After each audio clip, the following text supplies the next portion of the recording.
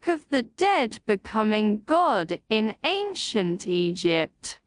Production and use. Transmission of funerary literature, SAITE through Ptolemaic periods.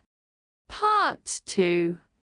The master scribes of a second workshop represent the main pre-Ptolemaic tradition as witnessed by manuscripts such as Hermitage 3531, Turin 1830, and Paris BN 129. These scribes established the main pre-Ptolemaic tradition by making extensive revisions to nearly all spells in the collection, and these revisions show considerable brilliance in the reworking of the texts. The scribes of this workshop were the most innovative of the three pre-Ptolemaic workshops, and their work became the basis for most of the subsequent Ptolemaic traditions in Thebes. Sometimes they filled in gaps of understanding in the texts or perceived incompleteness. In some cases they offered greater clarification to the texts. In other cases the texts were enhanced for greater magical power, examples of which are provided below. The master scribes and artists also worked together to revise and to a great degree standardize the illustrations or vignettes that accompanied the texts of most spells. They also changed the layout and format of text and images. The master scribes of this workshop clearly performed a thorough re-evaluation of the texts and revised them considerably.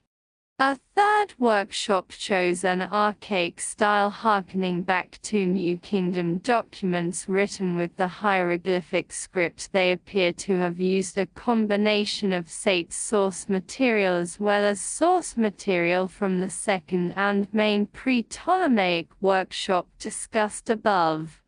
Curiously, the texts are often corrupt and indicate that the master scribes responsible for the master source, as well as the copyists, were often ignorant of the texts, words, and even hieroglyphic or hieratic signs.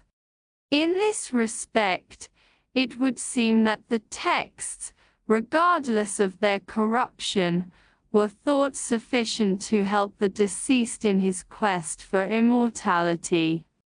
By the start of the Ptolemaic period, at least 4 workshops were in use in Thebes that either replaced or evolved from the previous 3 of the pre-Ptolemaic era.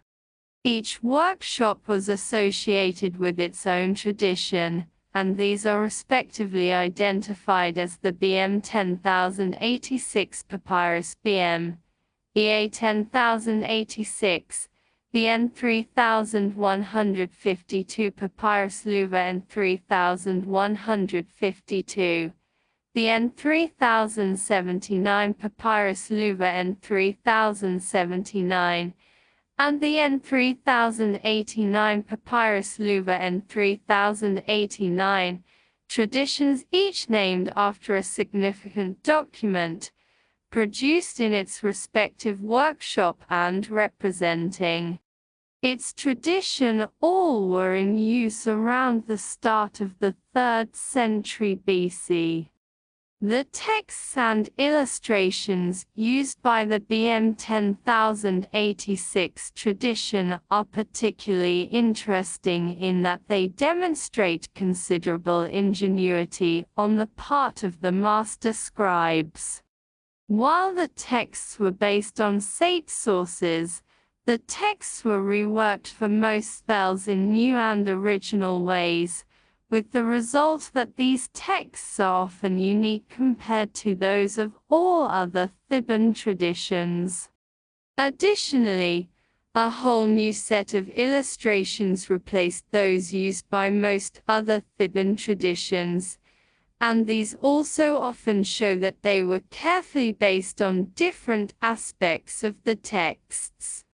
What is also of particular interest is that this tradition was in use during the first half of the 3rd century BC, but thereafter it appears to have fallen out of use until the second half of the 1st century BC, where the texts were revived for at least 2 documents, Louva N 3085. The N 3152 tradition retained much of the older SAITE source material, but for certain spells the texts were reworked in ways unique to this tradition, while for other spells, they sometimes shared the same versions of texts found in contemporary Theban traditions. For the illustrations, they used the same set as those used by the BM 10086 tradition, and this interestingly demonstrates that while the texts of the two traditions differed, they shared a unique and common set of illustrations. Like the BN 10086 tradition, the N 3152 seems to have fallen out of use sometime during the 2nd century BC. The N 3079 and N 3089 traditions share very much in common, both evolved out of the main Ptolemaic tradition, but the master scribes of the N 3079 tradition appear to have formed their own workshop and developed their texts further, while those of the N 3089 tradition stayed much closer to the pre-Ptolemaic versions, although they modified the texts of many spells in different ways than those of the N 3079 tradition.